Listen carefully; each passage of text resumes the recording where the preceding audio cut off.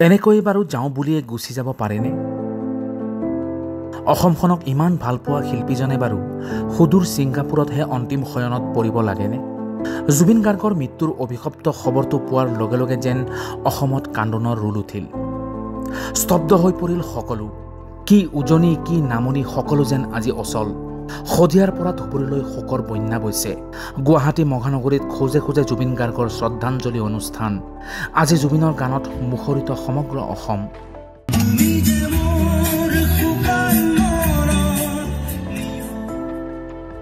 দোকান পোহাৰ বেপাৰ বণিজ সকলো আজি বন্ধ। এয়া স্বতঃস্ফূৰ্ত।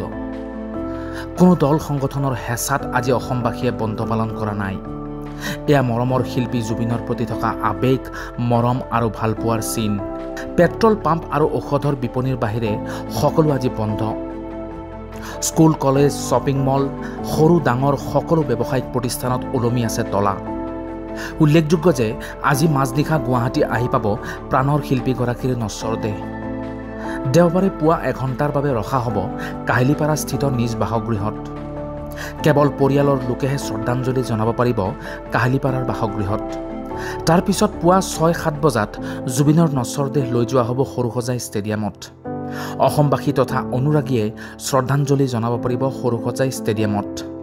অন্ত্যেষ্টিক্ৰিয়াৰ স্থান আৰু সময় পৰিয়াল আৰু দল সংগঠনৰ সিদ্ধান্ত মৰ্মে শীঘ্ৰেই নিৰ্ধাৰণ কৰা হ'ব।